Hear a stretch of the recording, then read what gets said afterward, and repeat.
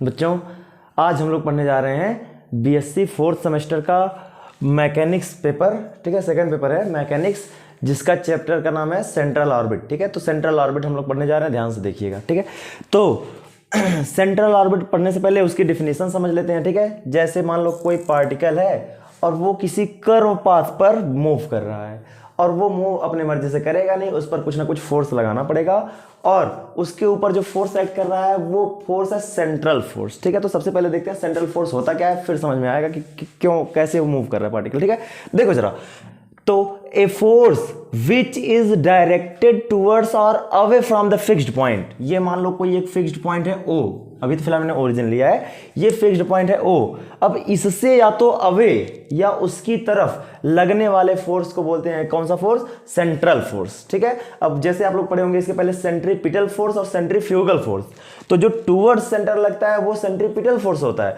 और away from the centre जो force act करता है उसको सेंट्रीफ्यूगल फोर्स बोलते हैं। ठीक है, तो यही दोनों फोर्सेस को कंबाइनली क्या बोला जा रहा है, सेंट्रल फोर्स। ठीक है, a force which is directed towards और away from the fixed point is called central force और सेंट्रल फोर्स फील्ड, इसको सेंट्रल फोर्स फील्ड भी बोला जाता है।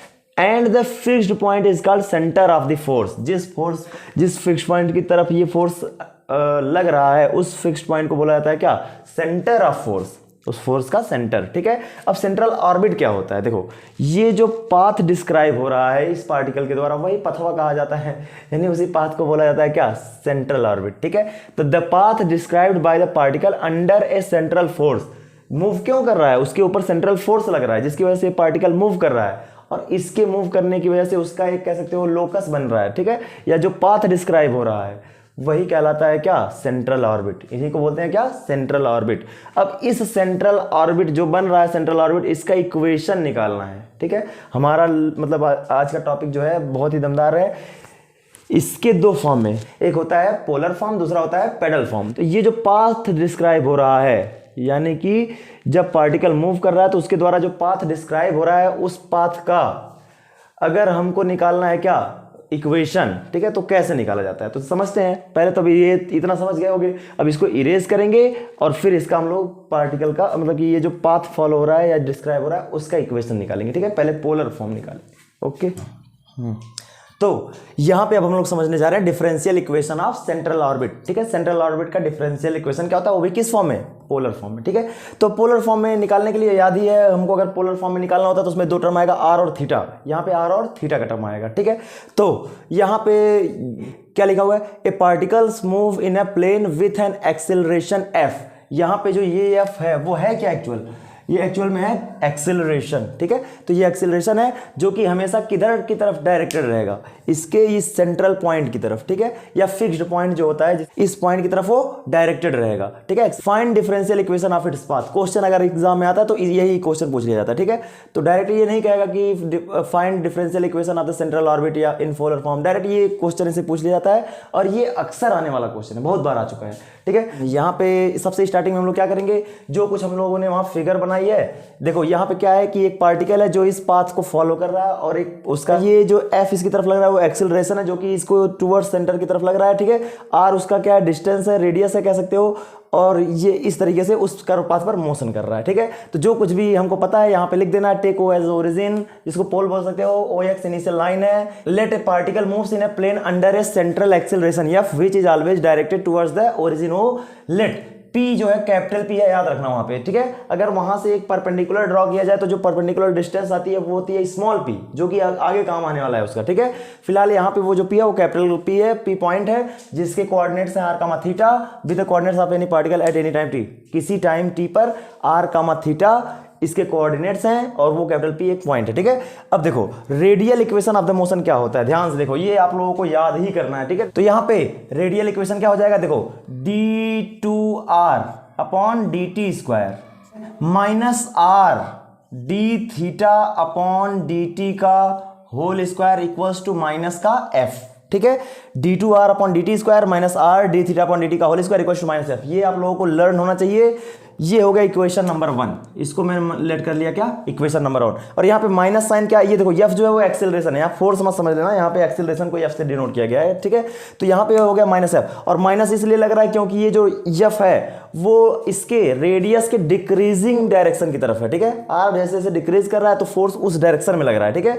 जिधर आर डिक्रीज कर रहा है उसी डायरेक्शन में फोर्स लग रहा है, इसकी वजह से इसको क्या लिया गया है, निगेटिव। तो ये हो गया d2r/dt²। अब ध्यान दो, ये तो हो गया कौन सा, रेडियल, और यहाँ पे वो लिखने की जरूरत अगर चाहो तो लिख सकते हो एक लाइन में भी कि यहाँ पे माइनस साइन क्यों है, ठीक है। नेक्स्ट अगर ये सारा का सारा एक्सेलरेशन जो है वो इस डायरेक्शन में लग रहा है तो इसके ट्रांसवर्स, यानी कि जो ट्रांसवर्स एक्सेलरेशन होता है, यानी उसके परपेंडिकुलर जो एक्सेलरेशन होगा उसको ट्रांसवर्स एक्सेलरेशन बोलते हैं, वो एक्सेलरेशन क्या होगा, जीरो हो, ठीक है। मतलब क्या कि इसके परपेंडिकुलरली कोई एक्सेलरेशन नहीं लग रहा है, यानी कि ट्रांसवर्स एक्सेलरेशन क्या होगा, 0। तो यहां लिख दे रहे हैं since there is no acceleration perpendicular to the radius vector, और रेडियस वेक्टर है क्या, OP। therefore transverse acceleration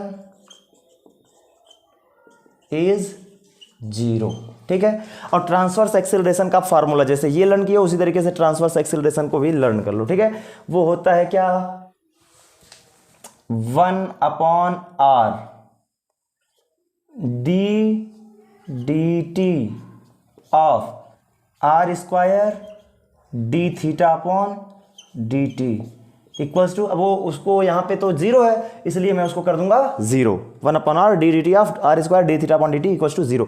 यही होता है क्या, ट्रांसवर्स एक्सीलरेशन, ठीक है। तो वो तो 0 है, बताओ 0 है तो ये 1/r उधर चला जाएगा तो 0 हो जाएगा। अभी हम लोग करेंगे इंटीग्रेट, तो लिखते हैं ऑन इंटीग्रेटिंग, तो पहले तो ये r जो है वो उधर चला जाएगा 0 के टर्म में, ठीक है। तो उसको लिखने की जरूरत नहीं है, ठीक है, यहाँ पे जगह तो है पर कोई बात नहीं, ठीक है। अब इसके आगे लिखेंगे on integrating,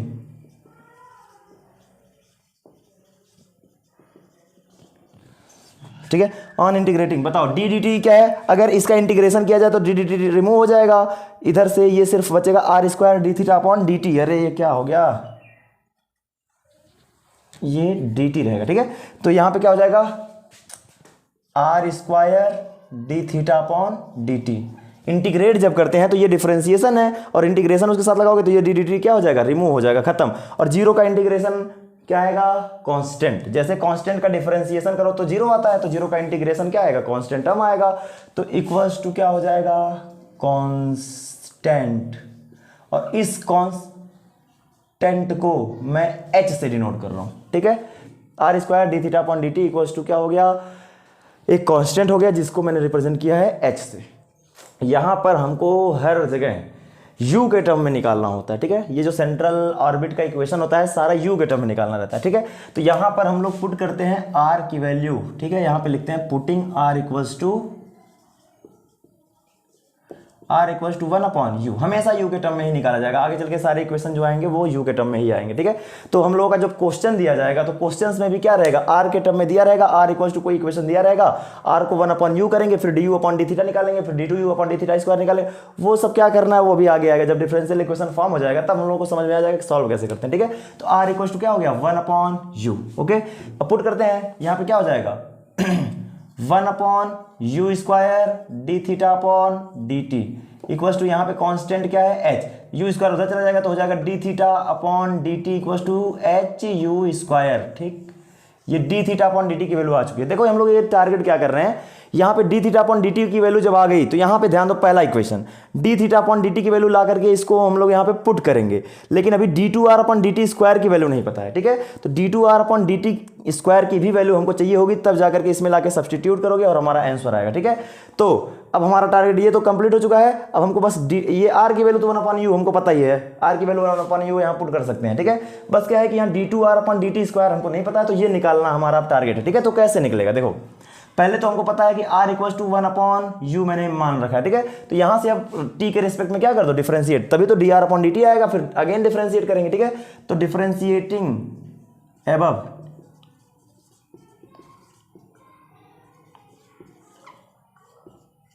with respect to क्या, t, ठीक है। थोड़ा जगह बचा रहे हैं, उधर भी लिखना पड़ सकता है। तो t के रिस्पेक्ट में जब डिफरेंशिएट करेंगे तो dr/dt आएगा, सही बात है।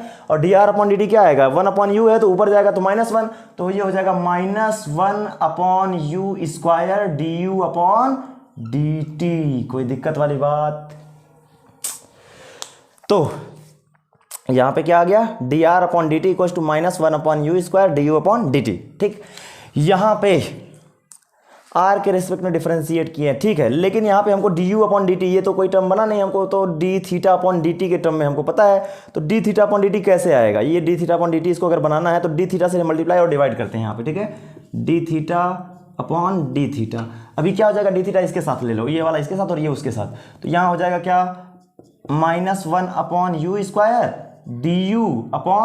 du/dθ into dθ/dt।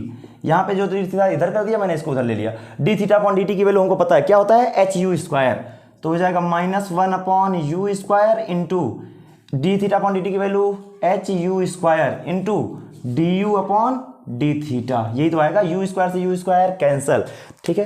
तो dr/dt की वैल्यू आ गई है क्या, dr/dt इक्वल्स टू आ गया -h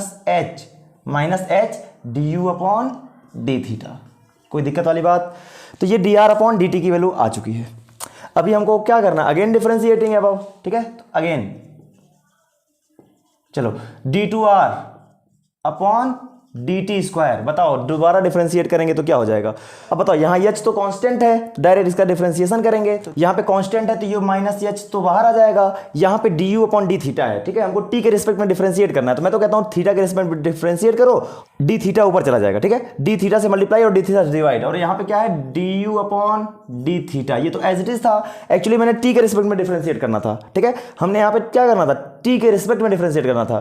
तो यहाँ पे मैं dt जो था नीचे, वो मैं इस तरफ लिख देता हूँ dt, और यहाँ पे dθ, मतलब क्या हुआ समझ में आ रहा है, ये dθ/dθ से मल्टीप्लाई और डिवाइड किया मैंने, ये dθ जो नीचे वाला था उसको मैंने यहाँ कर दिया, यहाँ जो dt रहना चाहिए था वो मैं इसके साथ कर लिया, ठीक है। तो ये dθ du/dθ क्या हो जाएगा, d2u/dθ²। तो इसके बाद मैं यहाँ पे कर दे रहा हूँ ध्यान से, ठीक है। तो यहाँ हो जाएगा क्या, देखो बहुत ही कम जगह बचा है, फिर भी कोई बात नहीं है, d2r/dt² इक्वल्स टू माइनस का h d2u/dθ² इंटू dθ/dt। समझ में आ गया क्या, अच्छी बात है, ठीक है। अब यहाँ पे dθ/dt की वैल्यू हमको पता है, HU² है, ठीक है। तो यहाँ पे हो जाएगा d2r/dt² इक्वल्स टू -h²। जब यहाँ पे ये वैल्यू लाके पुट करोगे तो -h है और एक प्लस h है, तो वैसे भी -h² हो जाएगा, और u² तो ऑलरेडी है, यहाँ हो जाएगा u² और d2u/dθ², ये भी आएगा।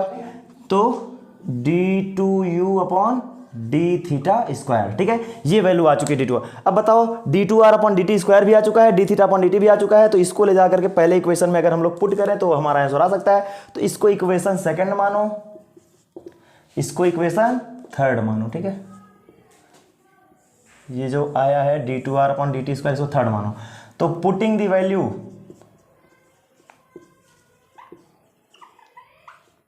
Of dθ/dt and d2r/dt² in first, चलो इन इक्वेशन फर्स्ट जगह का मैं अब इसकी वैल्यू जब ले जा करके यहाँ पे पुट करेंगे पहले वाले में, तो यहाँ क्या हो जाएगा, d2r/dt² की जगह पर क्या लिख देंगे, -h²u²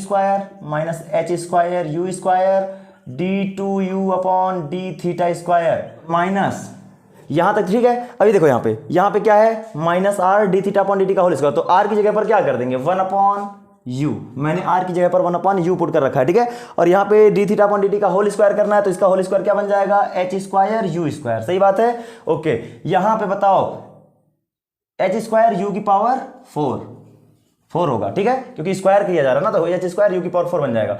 एक u से एक u काटेंगे, यहाँ u³ बचेगा खाली, इक्वल टू -f तो रहना ही है। अब बताओ h²u² दोनों जगह से कॉमन ले सकते हैं क्या, माइनस का h²u² कॉमन लो, -h²u², अंदर बचेगा d2u/dθ² माइनस, बताओ यू स्क्वायर कॉमन लोगे तो यहाँ पे क्या हो जाएगा, प्लस बचेगा ना, माइनस तो कॉमन ले लिया हम लोगों ने, तो यहाँ पे सिर्फ और सिर्फ क्या बचेगा, यू बचेगा, इक्वल टू क्या बचेगा, माइनस का एफ, ये माइनस से माइनस कैंसल, तो यहाँ हो गया d two u upon d theta square plus u equals to f upon h square u square, यही हमारा रिक्वायर्ड डिफरेंशियल इक्वेशन है, ठीक है। तो which is the required differential equation of वगैरह वगैरह वगैरह, ठीक है। तो इस तरीके से ये डिफरेंशियल इक्वेशन निकाला जाता है। एक साथ में आप लोग स्क्रीनशॉट ले लीजिए, या फिर मेरे हिसाब से स्क्रीनशॉट से सबसे दमदार तरीका है अपना खुद का नोट्स बनाइए इसके हिसाब से, ठीक है। तो क्या किया गया है, ये सारी बातें आप लोग खुद से भी लिख सकते हैं, कोई दिक्कत नहीं है। यहाँ पे जब ये जीरो हुआ है, यहाँ नेगेटिव साइन क्यों आया है, ये भी आप लोग को खुद से लिखना है, ठीक है। ये जब हो गया, देखो दो ही इक्वेशन आप लोगों को याद करनी है, एक ये फर्स्ट वाली जो कि है क्या, d two r upon D T square minus R D theta upon D T का whole square equal to minus F, ये हो गया पहला रेडियल इक्वेशन ऑफ मोशन। दूसरा क्या है, ट्रांसवर्स एक्सेलरेशन क्या होता है, जीरो होता है यहाँ पर, क्योंकि ट्रांसवर्स डायरेक्शन में यानी उसके रेडियस वेक्टर क्या है, यही तो है रेडियस वेक्टर। तो इस रेडियस वेक्टर के परपेंडिकुलर डायरेक्शन में कोई एक्सेलरेशन ही नहीं है, तो वो जीरो होगा, तो वहाँ पे one upon R D D T. इसको क्यों लिया जा रहा है, क्यों ट्रांसवर्स की जरूरत पड़ रही है, क्योंकि यहाँ पे हमको D theta upon D t की वैल्यू निकल जाएगी यहाँ से, ठीक है, इसलिए ट्रांसवर्स वाला लाने की जरूरत पड़ रही है। अगर किसी और तरीके से निकल सकता तो ये हम लोग नहीं लगाते, कोई जरूरत नहीं थी, ठीक है। तो यहाँ पे अपने तरीके से जुगाड़ लगाया गया है ये, तो ये वैल्यू जब आ गई ट्रांसवर्स एक्सेलरेशन, ये याद रखना है, ये दोनों अगर याद है तो फिर आगे का सलूशन आप लोगों को खुद ही याद हो जाएगा। ये वैल्यू जब याद हो गई तो यहाँ से ये वन अपॉन आर उधर जाके जीरो हो गया, डी डी टी हो गया, ये वैल्यू आ गई पूरी। यहाँ ला करके उसका इंटीग्रेशन, मतलब कि इसका इंटीग्रेशन किया गया है, इंटीग्रेट करने से क्या हो गया, r square d theta upon D t, और ये वैल्यू कांस्टेंट हो जाएगी। या फिर सिंपली कह सकते हो इसका डिफरेंशिएशन क्या आ रहा है, zero. R square d theta upon D T का जो वैल्यू है या डिफरेंशिएशन करने पर क्या दे रहा है, जीरो दे रहा है। इसका मतलब है कि ये कोई कांस्टेंट वैल्यू है। कांस्टेंट का जो डिफरेंशिएशन होता है वो क्या होता है, जीरो होता है। तो वैसे भी लिख सकते हो r square d theta upon D t is constant, और उस कांस्टेंट को मैंने माना है क्या, एच, और ये एच बड़ा महत्वपूर्ण अपना स्थान रखता है इसमें, हर जगह एच का यूज होने वाला है, ठीक है। और ये कांस्टेंट होता है तो ये बस एक काम आता है, हर बार जब भी क्वेश्चन लगाओगे तो जहां कहीं पे भी एच आएगा उसको डायरेक्टली प्रोपोर्शनल का साइन लगा देंगे और एच को हटा देंगे, ठीक है। तो इसी काम आता है खाली। तो r square d theta upon D t equals to constant हो गया। अब इसके बाद से आर की जगह पर यहाँ पे वन अपॉन यू पुट करके हमको यू के टर्म में सारा सोल्यूशन निकालना होता है। यहाँ पे जितने भी आएंगे सब यू के टर्म में ही पढ़ेंगे हम लोग, ठीक है। तो वन अपॉन यू रखने के बाद क्या हो जाएगा, one upon u square d theta upon D t equals to h, u square को उधर भेज देंगे, तो ये इक्वेशन नंबर सेकंड बन गया। यहाँ से अब देखो d theta upon D t तो आ चुका है यहाँ रखने के लिए, अब d two r upon D T square की वैल्यू चाहिए होगी, तो यहाँ पे आर की value one upon u put करेंगे, डिफरेंशिएटिंग अब विद रिस्पेक्ट टू टी। हाँ, तो d r upon D t की वैल्यू ये आ गई माइनस वन अपॉन यू इसका d u upon D t into, अब देखो यहाँ पे D u upon D T आया, हमको D U D theta upon D t की वैल्यू पता है, ठीक है। तो डी थीटा लाने के लिए क्या करेंगे, ऊपर नीचे डी थीटा से मल्टीप्लाई और डिवाइड, ठीक है। तो D theta upon D T इधर हो गया और डी थीटा को मैंने इधर कर दिया इसकी तरफ, तो D u upon d theta इसके टर्म में हम तो लाना ही था। देखो डिफरेंशियल इक्वेशन जो है d two u upon d theta square term में है, ठीक है, तो इसको ला सकते हैं, कोई दिक्कत नहीं है, ठीक है। तो यहाँ पे d theta upon D t की वैल्यू हमको पता है क्या, एच यू स्क्वायर पुट किया, यू स्क्वायर से यू स्क्वायर कैंसिल हो गया, तो minus h d u upon d theta आ गया, d r upon D t, d two r upon D T square जब करोगे तो यहाँ से एच कांस्टेंट है, यहाँ पे देखो थीटा के रिस्पेक्ट में डिफरेंशिएट, यहीं पे कंफ्यूजन होगा, ध्यान से देखो यहाँ पे क्या है, D u upon d theta है, ठीक है। टी के रिस्पेक्ट में यहाँ क्या बनना चाहिए था, एक्चुअली यहाँ देखो डी टी था, हम लोगों ने टी के रिस्पेक्ट में डिफरेंशिएट किया था तो यहाँ टी था, तो यहाँ D theta upon d theta से मैंने क्या करा दिया, मल्टीप्लाई और डिवाइड। हमको तो पता है ये d two u upon d theta square कब होगा, जब यहाँ पे थीटा के रिस्पेक्ट में ये भी बने, टी के रिस्पेक्ट में तो कोई मतलब ही नहीं है। तो यहाँ से ये थीटा को मैं उठा करके कुदा दिया यहाँ पे, और यहाँ का टी मैंने कर दिया यहाँ पे, अब तो कोई दिक्कत नहीं होनी चाहिए, ठीक है। अब ये d two u upon d theta square बन गया और d theta upon D t बचा, यहाँ पर minus h square u square d two u upon d theta square कैसे हुआ है, देखो d theta upon D T का मैंने वैल्यू रखा है यहाँ से एच यू स्क्वायर, तो एच स्क्वायर पहले यहाँ एक एच पहले से है, एक एच यहाँ से पाया, एच स्क्वायर हो गया, यू स्क्वायर इसके पास ही है, ठीक है। तो ये मैंने रख दिया। अभी क्या करेंगे, d theta upon D t की value d two r upon D T square देखो आ चुका है, इसको भी वैल्यू ले जाके फर्स्ट इक्वेशन में पुट किया, पुट करते ही यहाँ पे सारा इसको मैंने सोल्यूशन दिया, ये आ गया हमारा differential equation in polar form of central orbit, ठीक है, differential equation of central orbit in polar form. तो ये आ गया। अब इसके बाद तुरंत देख लेते हैं हम लोग डिफरेंशियल इक्वेशन पोलर फॉर्म में, तो आ गया पेडल फॉर्म में, देखते हैं क्या होता है, ठीक है। तो यहीं लगे हाथ हम लोग देख लेते हैं पेडल फॉर्म में डिफरेंशियल इक्वेशन क्या होता है सेंट्रल ऑर्बिट का, ठीक है। तो 5 मिनट का टॉपिक हो गया, जल्दी से देख लेते हैं, 5 से 10 मिनट। हाँ, तो ध्यान दीजिए, बहुत ही अच्छे से मैंने मतलब फिगर बनाया है, ठीक है। तो इस बार क्या है, देखो सब कुछ सेम है, बस क्या है कि इस बार जो ये टेंजेंट है, ठीक है, इसके अलॉन्ग जो टेंजेंट है, इस पर जो परपेंडिकुलर है उसका लेंथ है स्मॉल p, ठीक है, ये स्मॉल है और ये कैपिटल पी है जो पॉइंट है, ठीक है, आर कामा थीटा, ठीक है। तो इसके बीच की जो डिस्टेंस है वो स्मॉल पी मैंने मान रखी है, ठीक है, मान क्या रखी है उसने दे रखा है, ठीक है। तो इस बार हमको क्या करना है, देखो, to find the differential equation to the path in p and r, ठीक है। यहाँ पे जो पाथ का इक्वेशन आएगा या डिफरेंशियल इक्वेशन आएगा वो किस टर्म में आएगा, पी और आर में, यानी इस बार हम लोग आर के रिस्पेक्ट में डिफरेंशिएट करेंगे तो डीपी अपॉन डी आर के टर्म में ला सकते हैं आंसर, ठीक है। तो वही लाना भी है हमें, ठीक है।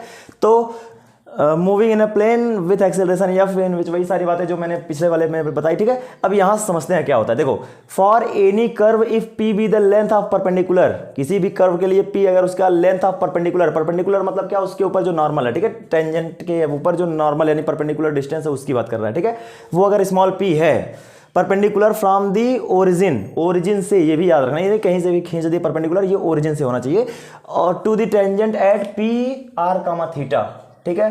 तो then we have 1 upon p square equal to 1 upon r square plus 1 upon r to power 4 d r upon d theta का होल स्क्वायर, ठीक है। तो ये आप लोगों को करना है लर्न, ठीक है। अब तो इसको मैं इक्वेशन 1 मानता हूं, जैसा कि इसके पहले वाले में मैंने लगाया था, सेम टू सेम यहाँ पे भी इक्वेशन नंबर फर्स्ट। अब हमको याद रखना है क्या, ध्यान से देखो, यहाँ पे हमको D r upon d theta चाहिए, या फिर कुछ और समझ में हमको आ रहा है, यहाँ पे 1 upon r square d r upon d theta आया था किसका, minus 1 upon r square d r upon d theta आया था, d u upon d theta की वैल्यू फिलहाल हम लोग लगा के देखते हैं, फिर समझ में आएगा, ठीक है। वी नो दैट, हमको पता है, क्या पता है, u equals to 1 upon r, सही बात है। तो यहां पे अब थीटा के रिस्पेक्ट में हम लोग डिफरेंशिएट करें तो लिखेंगे क्या, differentiating above with respect to theta, क्या हो जाएगा, वी गेट, हमको मिलेगा क्या, du upon d theta equals to r की पावर, यहाँ पे 1 है, ऊपर जाएगा -1 होगा, यानी एक्स पी एन -1 लगाएंगे तो -1, आर की पावर -1 -2, यानी आ जाएगा -1 upon r square, -1 upon r square, और यहाँ हो जाएगा d r upon d theta, ये भी याद रखना, यहाँ d r upon d theta भी आएगा क्योंकि आर के रिस्पेक्ट, यहाँ पे आर है और थीटा के रिस्पेक्ट में कर रहे हैं, ठीक है। तो अब स्क्वायरिंग अगर कर दिया जाए इसका तो ये 1 upon r to power 4 d r upon d theta का होल स्क्वायर, पूरी वही वैल्यू आ जाएगी क्या, बिल्कुल। तो यहाँ पे मैं करने जा रहा हूँ स्क्वायरिंग ऑन बोथ साइड्स, तो लिख दे रहे हैं पहले ये भी, स्क्वायरिंग ऑन बोथ साइड्स, ठीक है। ये सारी बातें लिखनी नहीं होती है, ये बीएससी में आ चुके हैं, आप लोग डायरेक्ट कर सकते हैं। तो ये हो जाएगा d u upon d theta का होल स्क्वायर इक्वल टू हो जाएगा 1 upon r to power 4 d r upon d theta का होल स्क्वायर, ये पूरी क्वांटिटी हमको मिल चुकी है। अब ये ले जाकर के इसमें हम लोग पुट कर सकते हैं, 1 अपॉन आर स्क्वायर क्या हो जाएगा, यू स्क्वायर या 1 अपॉन पी स्क्वायर, ठीक है। सॉल्व करते हैं, देखते हैं क्या आता है, ठीक है। तो जगह तो बहुत कम है, लिख देंगे 10 इक्वेशन फर्स्ट रिड्यूसेस टू, ठीक है। पहला इक्वेशन रिड्यूस हो जाएगा किसमें, देखो जरा, 1 upon p square equals to 1 upon r square को क्या कर दूंगा मैं, u square plus 1 upon r to power, ये पूरी वैल्यू क्या हो गई, d u upon d theta का होल स्क्वायर, ठीक है।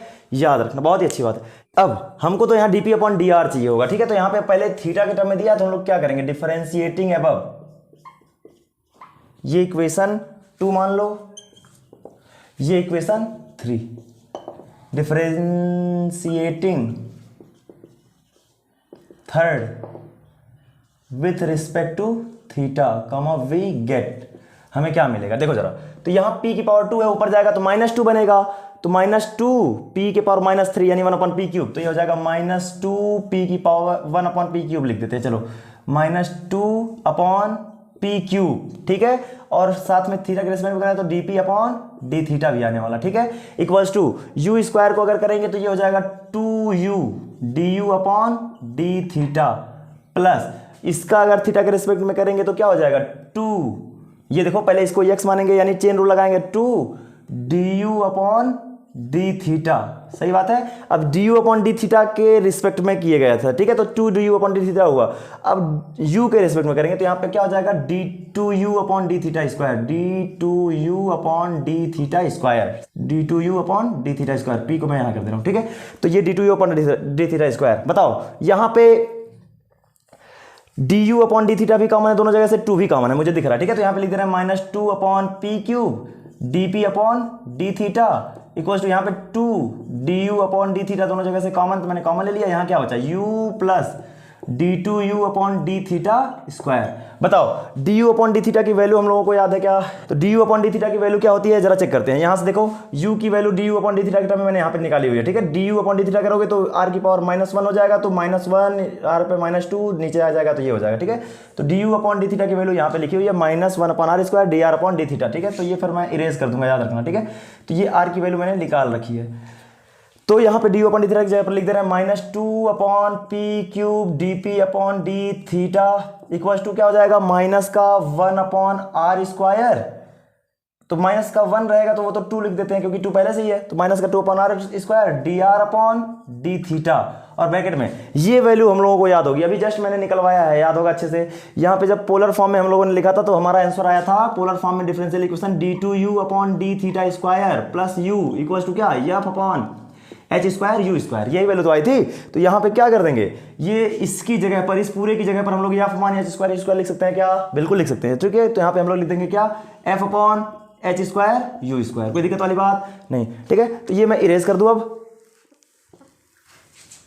ठीक है, ठीक है। फिर यहाँ पे देखो जरा, यहाँ से माइनस कैंसिल, 2 से 2 कैंसिल, ठीक है। अब यहाँ पे देखो dp अपॉन डी थीटा है, यहाँ dr अपॉन डी थीटा है, तो अगर हमको क्योंकि थीटा लाना ही नहीं, थीटा तो पूरा रिमूव कर देना है, तो यहाँ पे dp अपॉन dr r के टर्म मिला सकते हैं, तो यहाँ dr से मल्टीप्लाई डिवाइड करेंगे, ठीक है। 1 upon p cube into dp upon dr into dr upon d theta कर सकते हैं क्या? बिल्कुल। यहाँ मैंने डी थीटा को उधर कर दिया, dr को इधर, dr से मल्टीप्लाई dr से डिवाइड, कैंसिल करोगे वापस से वही आ जाएगा, ठीक है। यहाँ क्या हो जाएगा, 1 अपॉन आर स्क्वायर और dr upon d theta, bracket में क्या हो जाएगा, एफ अपॉन, अच्छा हाँ 1 अपॉन आर स्क्वायर को मैं यू स्क्वायर लिख सकता हूँ क्या? एकदम लिख सकते हैं, देखो जरा, तो ये हो जाएगा क्या, यू स्क्वायर, क्योंकि देखो u की वैल्यू मैंने क्या लेट करी थी, u इक्वल टू लेट किया था 1 अपॉन आर, तो स्क्वायर कर दो, तो 1 upon r square equal to u square हो जाएगा, तो यही मैंने लिखा है, ठीक है। तो ये मैं इरेज करूँ फिर तो यहाँ पे यू स्क्वायर हो गया, यहाँ पे f upon h square u square, ठीक है। बताओ d r upon d theta से d r upon d theta cancel, क्या? बिल्कुल।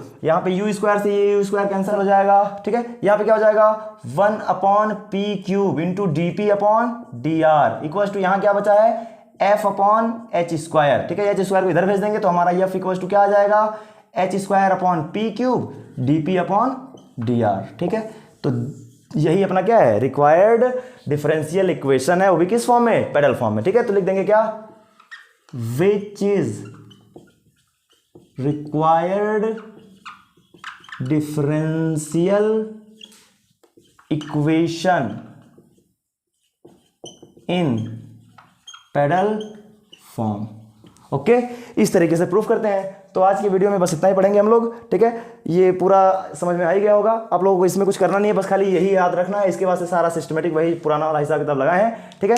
तो आप लोग इसका एक स्क्रीनशॉट ले सकते हैं अच्छे से, ठीक है। और स्क्रीनशॉट से बेहतर तरीका है भाई, आप लोग नोट्स बनाइए अपना खुद का दमदार सा, फ्यूचर में भी काम आए जिससे, ठीक है। तो ये जो वैल्यू आई है, ये जो इक्वेशन आया है, ये पेडल फॉर्म में हो गया।